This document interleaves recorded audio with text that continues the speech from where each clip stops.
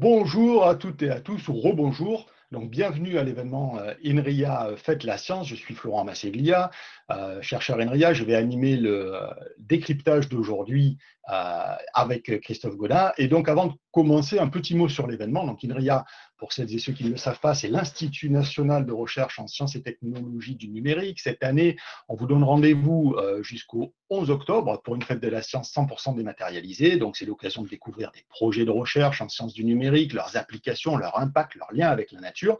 Et surtout, c'est l'occasion de rencontres en direct avec nos scientifiques. Et il y en a pour tous les âges, vous le verrez. Vous pouvez retrouver le programme complet sur le site w3.nria.fr. Et donc, je suis ravi de retrouver aujourd'hui Christophe Godin. Christophe qui est chercheur chez INRIA et qui va nous parler aujourd'hui de fleurs. Donc, bonjour Christophe, comment ça va? Bonjour Florent, ça va très bien. Ok, aujourd'hui, on évoque le thème des plantes et plus précisément, tu vas nous parler des fleurs. Je vous rappelle qu'il y a un chat juste à côté à votre disposition. N'hésitez pas à poser vos questions ou donner vos réponses parce que nous, on va vous poser des questions. Enfin, Christophe va vous poser des questions. Christine Léninger, qui est notre modératrice, bonjour Christine, va suivre le chat tout au long du direct et elle va nous remonter vos questions au fur et à mesure, vos réponses d'ailleurs. Et Christophe, je vais te laisser la parole donc, pour nous parler de ton sujet de prédilection, les fleurs. Merci Florent. Alors oui, effectivement, je vais vous parler des fleurs et vous pourriez vous demander en fait quel est le rapport entre les fleurs et les sciences du numérique. En fait, cet exposé-là va chercher à vous expliquer un petit peu qu'est-ce que nous sommes en train de faire et comment les chercheurs du monde entier commencent à utiliser les sciences du numérique pour décrypter comment se construisent et comment fonctionnent ces objets biologiques. Alors vous avez à l'écran une fleur. J'imagine que tout le monde a vu des fleurs, tout le monde voit des fleurs dans la nature, dans les appartements. Donc, ce sont des objets très familiers. Mais par contre, quand on regarde, on va un petit peu dans le détail, puis qu'on commence à essayer de voir alors quels sont les organes, etc., on a une petite connaissance de ça, mais qui n'est pas toujours bien complète. Donc, ce que je vous propose, pour commencer, c'est d'utiliser d'ailleurs un petit modèle numérique pour essayer de nous rappeler, de réviser quels sont les différents organes qui composent une fleur. Donc, on va passer sur un petit modèle que je vous ai préparé et vous voyez, qui est un petit modèle en 3D. Voilà, on a la fleur avec ses différents organes. Et on va juste pour commencer, pour se mettre un petit peu en route, pour se chauffer, on va récapituler quels sont les noms des différents organes d'une fleur. Alors, si par exemple, je vous demande quels sont les organes blancs, donc je les enlève et je les remets là. Je pense que tout le monde, en général, sans exception, va savoir répondre à cette question. Évidemment, ce sont les pétales. OK, donc les pétales, c'est bon, je pense que tout le monde y est. Si maintenant, on regarde les organes qui sont verts là, autour, donc je vais vous les faire clignoter, voilà, ceux-là là. Est-ce que vous savez comment ils s'appellent? Alors peut-être que, juste pour ceux qui savent, et en particulier je m'adresse aux plus jeunes, est-ce que vous avez une idée de comment s'appellent ces organes? Et vous pouvez utiliser le chat. Alors, Christine et Florent, qui voient le chat, qui surveillent le chat, peuvent me dire si vous avez des réponses, si ces réponses sont correctes, pas correctes, farfelues ou pas. Donc, Christine et Florent, est-ce que c'est la première fois qu'on utilise donc, le chat pendant cette séquence? Donc, juste pour savoir si ça marche, est-ce qu'il y a des choses qui remontent ou pas? Alors Christophe, pour l'instant, non. Moi, j'imagine que y a je ne sais pas si c'est une forme de timidité ou autre, mais n'hésitez surtout pas à utiliser le chat pour faire remonter vos propositions. Peut-être, Christophe, tu peux faire reclignoter cet organe sur Ouais, lequel je je demande. alors, c'est peut-être que la question est super difficile. Oui, la question semble difficile. Ah, nous sommes de grands timides. On nous répond, nous sommes de grands timides. Alors, ok, alors, je vais donner les premières réponses, comme ça. D'ailleurs, Florent et Christine, si vous le savez, n'hésitez pas. Hein. Par élimination, déjà, je dirais que ce n'est pas la tige. C'est pas la tige. Mais la tige, il faut l'éliminer tout de suite, d'ailleurs. Voilà, paf, allez, on n'a plus la tige. Ok. C'était facile, la tige, les feuilles, ça, en général, les gens savent.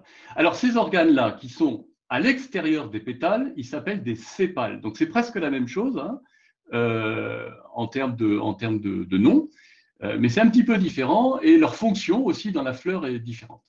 Alors on va enlever les sépales, sont plutôt des organes qui protègent. Les pétales sont plutôt des organes qui attirent les insectes et qui vont permettre la pollinisation de la fleur. Donc je vais retirer les sépales et il me reste ces organes. Et vous pouvez voir en 3 dimensions. Voilà. Alors comment s'appellent les organes qui sont jaunes ici, que je vous fais clignoter? Est-ce que vous avez une idée? Les gens qui sont connectés, n'hésitez pas à y aller. Peut-être c'est trivial pour vous, mais à la limite, c'est pas grave. Dites si vous le savez. Et s'il n'y a pas, ben, je vais vous donner le nom. On m'a dit étamine, on me propose étamine ou pistil. Ah, et à nouveau étamine. Ah ben voilà. Alors, les organes qui clignotent là en ce moment, en jaune, ce sont les étamines et non pas le pistil. Alors évidemment, le pistil, le voilà. Alors, quelle est la différence entre les étamines et le pistil? Donc, je remets les étamines. Il y en a un qui est l'organe mâle et l'autre qui est l'organe femelle. Alors, je vous pose la question, quel est l'organe mâle?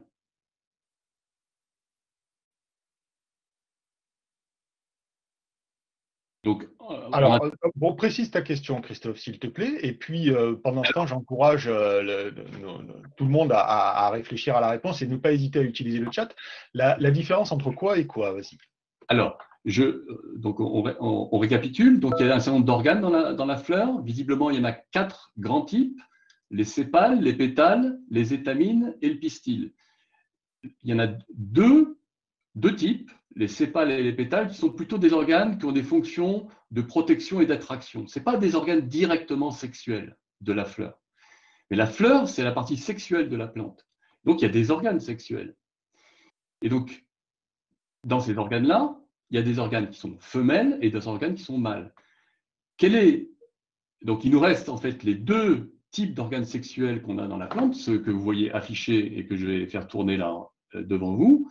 En fait, parmi ces 2 types d'organes, il y en a un qui est un organe mâle et l'autre qui est un organe femelle. Alors, est-ce que quelqu'un a une idée de quel est l'organe mâle? Donc, en gros, c'est étamine ou pistil. Ça fait 50% de chance de répondre. Voilà. Alors, on a une réponse qui nous dit que le pistil est mâle et les étamines sont femelles. Voilà, bah, c'était le 50% qui n'était pas bon. Du coup, ça nous a répondu que les étamines étaient mâles. C'est ça, les étamines sont mâles, c'est là-dessus que vont être fabriqués les grains de pollen. Et ensuite, les grains de pollen vont être transportés par le vent, par les insectes, et vont être déposés sur le pistil, qui va être fécondé, et à l'intérieur, il y a des ovules qui vont être fécondés, qui vont ensuite donner les fruits. Voilà, donc on a révisé un petit peu cette botanique et biologie de la fleur dans ces grandes lignes, et on va revenir à l'exposé principal. Maintenant, vous avez bien en tête quels sont les différents organes de la fleur. Alors, la question qu'on se pose, c'est comment, aujourd'hui, hein, en biologie, c'est comment la fleur, comment la plante est capable de savoir, au moment où elle fabrique une fleur, à quel endroit positionner ces différents organes et comment décider si un organe doit être mis à cette position, et puis quel type d'organe. Donc cette question-là est une question extrêmement ancienne et en fait, si on veut l'aborder, il faut aller voir à l'extrémité des tiges, c'est-à-dire à l'endroit, vous voyez une petite plante là qui s'appelle Arabidopsis, qui est une mauvaise herbe. Et donc, comme toutes les plantes, elle pousse par l'extrémité de la tige. Donc, vous voyez une tige là, et à l'extrémité, vous voyez qu'il y a des organes, il y a quelque chose qui se passe, il y a des organes qui sont créés. Et si vous allez voir de plus près, en fait, vous vous apercevez que l'extrémité de la tige, en fait, est remplie d'organes. Il y a une multitude d'organes qui sont produits par l'extrémité de cette tige. Et si vous voulez voir cette extrémité, l'endroit où ça se produit, vous pouvez encore zoomer sur cette partie-là, aller voir de plus près, et même parfois il faut utiliser des microscopes, et voilà ce que vous voyez. En fait, vous voyez des dômes de cellules. Donc là, on est très très proche de l'échelle de la cellule, tout à fait au sommet de la tige. Et ce gros dôme-là, je ne sais pas si vous voyez ma souris. Oui, Christophe, absolument, on le voit. Ouais, ce gros dôme-là, en fait, produit latéralement des petits organes. Et en l'occurrence, là, je vous ai choisi un dôme qui produit des organes qui sont des fleurs. Ça pourrait être des feuilles, par exemple, mais là, ce sont des fleurs. Et ce que vous voyez là, à droite, là, et puis à gauche, ici, j'ai essayé de grossir là, ici, ce sont en fait des toutes petites fleurs en train de naître. Vous voyez la partie, pardon, vous voyez la partie centrale ici, et puis sur le côté, vous voyez les jeunes sépales qui sont en train d'émerger et qui vont précéder tous les organes qui vont être construits par la fleur. Et la question qu'on se pose, mais comment c'est possible que la plante sache aussi bien décider à quels endroits faire émerger les organes dans la plante? En fait, les tissus qui produisent les organes, ça s'appelle des méristèmes, et ces méristèmes, vous pouvez imaginer dans votre tête, donc c'est les petites boules, si vous voulez, les méristèmes, et ces méristèmes, ce sont des usines à produire ces différents organes. Donc la question qu'on se pose, c'est ça, c'est comment la plante est capable, au travers de sa croissance, au travers des processus qui construisent les organes, elle est capable de créer ces fleurs et ensuite, au fur et à mesure de développement, spécifier les différents organes qui vont constituer la fleur. D'accord. Christophe, ça c'est donc la question sur laquelle tu travailles et dont tu nous parles maintenant. Et Oui. comme il nous reste à peu près une quinzaine de minutes, je suppose que ce que tu nous as montré tout à l'heure quand on a déshabillé la plante, c'est ce qui fait le lien avec cette fabrication des organes, c'est ça? Exactement. Exactement. Et en fait, cette question-là, c'est une question qui est dans la tête des scientifiques et puis des gens qui s'interrogent sur la nature depuis extrêmement longtemps. On peut peut-être remonter jusqu'à Goethe, qui avait fait une remarque essentielle liée à cette question. En fait, il se promenait, donc Goethe, c'était qui? C'était un écrivain, c'était un poète, c'était un homme d'État, mais c'était aussi un scientifique avisé. Et en fait, il voyageait beaucoup et il visitait en particulier les jardins botaniques. Et en visitant les jardins botaniques, en fait, il observait les fleurs et il avait remarqué que de temps en temps, il y avait des monstruosités qui apparaissaient, c'est-à-dire des fleurs qui, au lieu de produire des organes, par exemple des étamines, à l'endroit où elles auraient dû produire des étamines, elles produisaient des pétales ou des sépales à l'endroit où il y avait des carpelles, etc. Et donc, il s'est dit, mais en fait, ce qui se passe, c'est que les pétales, les sépales, les étamines, etc., ça a l'air d'être des organes complètement différents, ils ont une géométrie très très différente, mais en réalité, est-ce que ce ne serait pas finalement le résultat d'une transformation d'un unique organe sous-jacent, d'un seul organe qui prendrait des formes apparemment différentes en surface? Et il a fallu, donc ça c'était il y a 200 ans, 230 ans même, il a fallu attendre 200 ans avec des équipes de chercheurs anglais et américains pour arriver à décrypter ce qui se passait à un niveau plus cellulaire et génétique. En fait, aujourd'hui, on commence à mieux comprendre pourquoi Goethe avait eu une intuition géniale en pensant à ça et quels sont les mécanismes qui sont derrière ça. Alors, je voudrais vous faire partager brièvement ces 10 ans de recherche qui ont été faits dans les années 90 en 10 minutes. Et vous allez voir qu'en fait, tout ça nous conduit à mieux comprendre pourquoi on a besoin aujourd'hui des sciences du numérique. Alors, un méristème, donc une boule là, qui fabrique les organes de la fleur, en fait, il est le siège de l'activité, d'une grande activité moléculaire, génétique. Et il y a des gènes qui sont actifs dans les différentes cellules de ce tissu. Et en fait, il y en a un peu partout. Et ces gènes, ils communiquent entre eux. Ils s'envoient des signaux, ils produisent des molécules, des protéines. Et tout ça, ça fait un réseau qui s'auto-organise et qui, de proche en proche, va dire au tissu qu'est-ce qu'il faut construire et quel type d'organe il faut construire. Et en fait, les chercheurs, il y a 20 ans, il y a 20-30 ans, se sont aperçus qu'il y a 3 gènes essentiels qui pilotaient le développement des plantes, qu'ils ont appelé gène A, gène B et gène C. Parmi tous les gènes possibles, chez Arabidopsis, il y en a 25 000. Donc il y a 3 gènes, très peu, hein, qui ont l'air de gouverner de façon essentielle la production des organes d'une plante. Alors, la question qui se sont posées, mais comment c'est possible que ces 3 gènes gouvernent l'apparition de quatre types d'organes? Alors, pour essayer de suivre leur raisonnement, je vous propose qu'on regarde ensemble un petit modèle. Donc, je vais sortir. Voilà. Donc, on revient à ton modèle pour que tu nous expliques ça, Christophe, le temps de ta manipulation. Et il nous reste environ une dizaine de minutes. Ouais. Donc, sur ces 10 minutes-là, je pense que tu vas justement nous expliquer le lien avec les aspects génétiques et des organes, évidemment. On aura aussi une question de Pierre qu'on va peut-être garder pour la fin parce qu'elle est assez générique. On va voir et je te repasse la parole pour la suite. Donc, Christophe. Voilà, merci. J'ai fait une petite fausse manip. Donc, on revient sur l'exposé et on va utiliser un modèle informatique pour essayer de regarder comment les chercheurs, il y a une trentaine d'années, ont raisonné pour essayer de comprendre quelle était l'action de ces gènes sur le développement de la fleur. Alors, ce qu'ils étaient capables de faire, c'est de muter un gène, c'est-à-dire soit de lui interdire de produire des molécules, de lui interdire de parler, soit au contraire de lui demander de lui imposer de parler. Donc, par exemple, dans la plante normale, on a 3 gènes A, B, C, et les 3 gènes parlent. Si je dis à un gène de ne pas parler, donc par exemple, je vais enlever le gène A, voilà, donc j'ai fait une mutation. Alors, pour moi, avec le petit modèle, ça me prend 1 seconde de faire la mutation. En réalité, pour faire une mutation en biologie, c'est des mois, voire dans certains cas, des années de travail. Donc, on fait une mutation, et vous voyez que quand je mute le gène A, en fait, je change la nature des organes que produit la fleur. Et donc là, j'ai des carpelles et des étamines.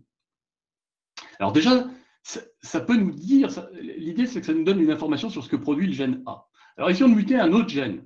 Donc je remets le gène A et maintenant je mute le gène B. Et bien vous voyez en fait que maintenant, j'ai plus que des sépales, des pétales, et à l'intérieur même là, je vois qu'il y a un petit sépale qui est venu s'incruster. OK ? Je remets le gène C et maintenant je mute le gène B. Et vous voyez que la mutation du gène B me donne des types d'organes qui, encore une fois, sont différents. Et on a l'impression que les 3 gènes ont des actions différentes sur le type de production de la plante. Alors, j'ai une question à vous poser. Là, j'ai muté les 3 gènes et vous avez vu qu'il y a 3 actions différentes. Qu'est-ce que vous feriez, vous, pour aller plus loin dans l'étude de cette fleur? Vous avez la possibilité d'allumer et d'éteindre les gènes. Qu'est-ce que vous pourriez faire? Voilà, n'hésitez pas à donner vos réactions dans le chat. Christophe va cliquer pour vous. Oui, c'est ça. Je vais cliquer pour vous. Il y a une question de Pierre, peut-être?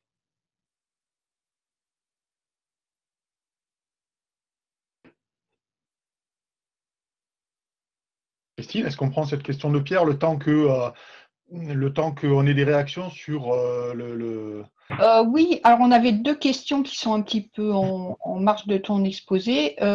Est-ce que le nombre d'étamines est unique pour une espèce donnée? Et aussi, les tailles de génome des fleurs, est-ce qu'elles sont variables selon les espèces ou est-ce que c'est assez similaire?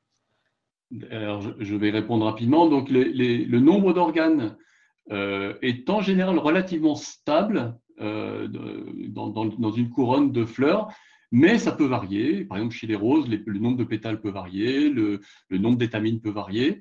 En fait, ça dépend beaucoup de la taille elle-même de la fleur et d'un certain nombre de paramètres physiologiques qui contrôlent le développement de la fleur. Donc, la réponse est c'est relativement stable, mais pas complètement, et on observe des variations des différents types d'organes en nombre. La deuxième question, c'était sur la taille des génomes des fleurs. donc la taille des génomes. Alors, ce n'est pas les génomes des fleurs, hein, ce sont les génomes des plantes, parce qu'en fait, le génome va être le même pour un individu particulier, une plante particulière, va être le même a priori dans tout l'individu, dans toutes les cellules de l'individu. Et en fait, il se trouve que dans la fleur, c'est ce même génome qui a une activité particulière parce qu'il est dans la cellule qui est à l'endroit où la plante fait des fleurs. Voilà. Et donc, les génomes des plantes, oui, ça peut varier. Alors, j'ai pas j'ai pas les échelles, mais ça peut varier très, très largement. 25 000 étant un petit génome, il y a des plus petits génomes, mais il y a aussi des beaucoup plus gros génomes de plantes. Alors, pendant ce temps, on a eu quelques réponses. Une réponse, c'est d'essayer toutes les combinaisons. Bon, c'est un peu vague. Et l'autre, enlever 2 gènes. Alors, ben, en fait, les deux réponses sont très bonnes. Essayer toutes les combinaisons, oui, oui, tout à fait. Alors, bien que ce soit vague, en fait, la deuxième réponse précise un petit peu plus. Effectivement, on a enlevé un gène à la fois. Maintenant, on peut enlever 2 gènes. Et si j'enlève 2 gènes, notez que je vais laisser un seul gène actif. Donc, essayons de faire ça. J'enlève le gène A et j'enlève le gène B. Et qu'est-ce que vous voyez là? Ah, ça c'est intéressant. Vous voyez que quand seul le gène C est actif, en fait, je n'ai que des carpels partout. Ce qui a l'air de suggérer que le gène C a quelque chose à voir avec l'identité de carpel. Ah, mais très bien. Donc, essayons de voir si je peux faire la même chose avec d'autres gènes. Donc, si je n'allume que le gène A, donc en éliminant le gène A, en éliminant le gène B et le gène C. Ah, qu'est-ce que je vois? Il n'y a que des sépales. Donc, le gène A a l'air d'être très lié aux sépales.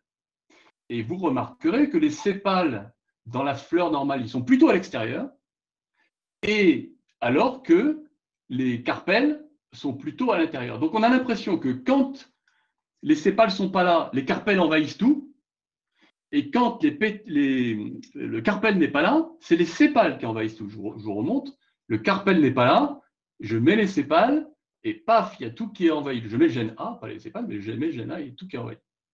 Donc j'ai deux gènes qui ont l'air d'être un pour les sépales et l'autre pour les carpels. Si je les mets les deux ensemble maintenant, qu'est-ce qui va se passer à votre avis?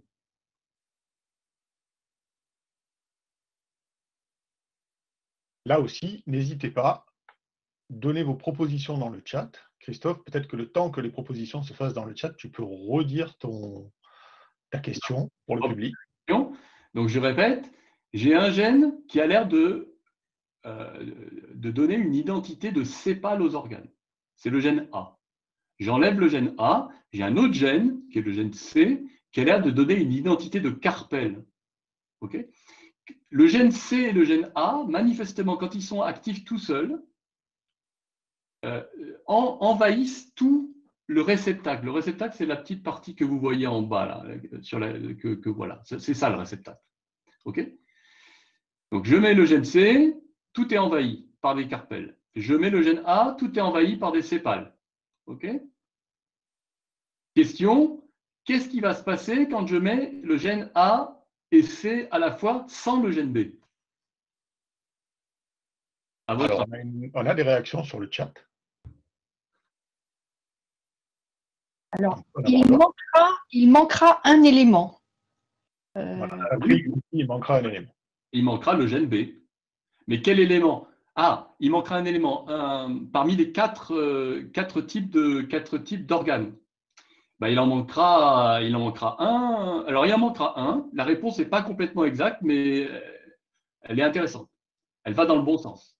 Christophe, ouais. On va prendre 2 ou 3 minutes maintenant pour conclure. Si tu veux bien enchaîner à partir de là, s'il te plaît. Je vais enchaîner. On arrête le côté un peu interactif. Très bien. Je pense que l'idée était là. Merci à ceux qui ont répondu. Maintenant, si je mets les deux, regardez. En fait, les sépales ont une tendance à se mettre sur la périphérie et les carpels à occuper le centre du terrain. Maintenant, si je mets le gène B, donc, en fait, ils ont l'air de se partager un terrain. Les carpels, depuis l'intérieur, veulent imposer des carpels, et les sépales, depuis l'extérieur, veulent imposer des sépales. Et finalement, ils font une petite guerre, et dans cette guerre, ils font un compromis qui est de l'intérieur, c'est pour les carpels, et l'extérieur, c'est pour les sépales. Et maintenant, si j'ajoute le gène B, vous allez regarder que le gène B, en fait, il transforme les parties intérieures. Donc, les couronnes extérieures de sépales, elles ne sont pas touchées. Les couronnes intérieures, la partie intérieure, le carpel intérieur n'est pas touché. Par contre, les deux couronnes intérieures, la couronne de carpelle ici, la couronne de sépale là, sont transformées, deviennent des pétales et des étamines. Donc en fait, ce qui se passe, je vais vous le récapituler là, c'est que dans la fleur, il y a 4 couronnes d'organes qui sont représentées par les 4 couleurs qui sont juste en dessous, qui formalisent l'identité des organes dans les différentes régions. Si je mets qu'un seul gène, comme le gène A, en fait, le gène A envahit tout le réceptacle. Il envahit tout. Et du coup, il n'y a que des carpelles. Si maintenant je mets le gène le gène C envahit tout le réceptacle. Et il n'y a que des carpelles. Maintenant, si je mets le gène A et le gène B, comme ils se font un peu la guerre pour le terrain, pour le territoire, en fait, le gène C qui a une tendance à être plutôt au centre et le gène A qui a une tendance plutôt à l'extérieur, ils gardent leur territoire et ils empêchent l'autre de venir sur leur territoire. Et le gène B, il est comment le gène B? Regardez, il est à cheval entre les deux. Et quand je l'allume, avec le gène A et le gène C, il vient décliner la partie de compromis, la zone un peu de Yalta entre les différents organes, et du coup, il crée 2 nouveaux organes différents. Donc au total, 4 régions, 4 types d'organes pour 3 gènes.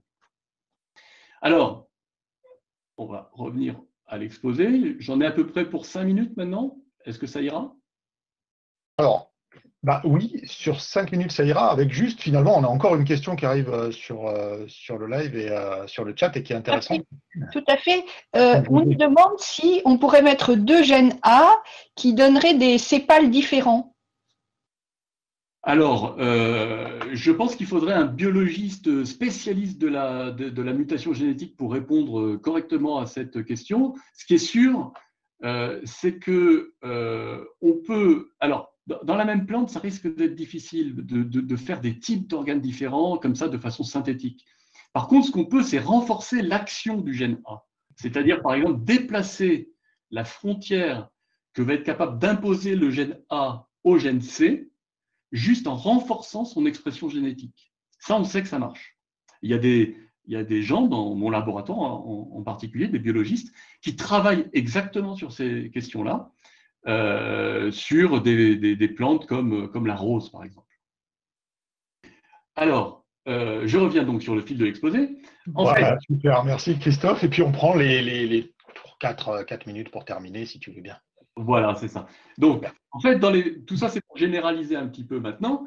On a vu que 3 gènes, c'était déjà assez compliqué, les interactions, finalement. Il y a 3 gènes, mais ce qu'ils sont capables de faire, c'est assez… Voilà, il faut réfléchir. C'est subtil. Pas très compliqué, mais quand même un peu subtil. En fait, vous imaginez que dans la plante, il y a jusqu'à, par exemple, cette petite plante Arabidopsis, il y a jusqu'à 25 000 gènes. Alors, ils ne sont pas tous mobilisés pour la croissance de la fleur, mais enfin, dans la fleur, dans sa croissance, il y a un certain nombre de gènes qui sont actifs, pas uniquement 3. Et un des grands enjeux aujourd'hui, c'est de comprendre les réseaux d'interaction de tous ces gènes quand ils parlent ensemble. Et quand il y en a 3, on arrive à peu près à la main à s'en sortir. Quand il y en a plus de 4 ou 5, on ne sait plus dire. Même 4 ou 5, on sait déjà dire beaucoup moins de choses. Et du coup, un réseau de gènes, voilà, ça ressemble un peu à ça. Là, il n'y a qu'une 50aine de gènes. Et les 3 gènes dont je vous parle, c'est 3 points particuliers dans ce système de réseau. Alors, aujourd'hui, ce qu'on est capable de faire, c'est qu'on commence à savoir comment construire des plantes virtuelles qui sont capables d'exploiter ces réseaux génétiques pour produire des structures. Vous voyez, on reproduit en 3 dimensions des structures de… On t'entend, Fabrice. On est capable aussi… Nous, on entend Fabrice, mais le public, non. Tu peux y aller, Christophe. D'accord. On est capable aussi de muter. J'avais, dans la simulation précédente, j'avais un réseau génétique. Là-dedans, j'enlève un gène et je fais croître la plante. Et vous voyez, on est capable de regarder l'impact que va avoir le fait d'enlever un gène dans le modèle, grâce au modèle de la croissance de cette plante. On peut le faire aussi sur des plantes qui sont des plantes de culture, par exemple comme la tomate. Et vous voyez là un petit film de tomate qu'on a fait dans le cadre d'un projet collaboratif qui s'appelle le projet ROMI, un projet européen avec plusieurs partenaires d'instituts européens, et dans lequel on modélise le développement d'un plant de tomates. Et voilà, je voulais m'arrêter là-dessus en vous disant que aujourd'hui, ce qu'on cherche à faire, c'est comprendre de plus en plus des réseaux complexes pour lesquels on a besoin de mathématiques, on a besoin d'outils informatiques pour mieux percevoir comment tous ces éléments qui interagissent entre eux peuvent faire émerger des formes qui sont finalement relativement complexes et pour lesquelles on a vraiment besoin des outils des sciences du numérique. Voilà, je vous remercie. C'est vraiment très clair. Merci beaucoup, Christophe, pour cette intervention, cet atelier de décryptage, ces interactions qu'on a pu avoir avec le public. C'est vraiment ce qu'on voulait.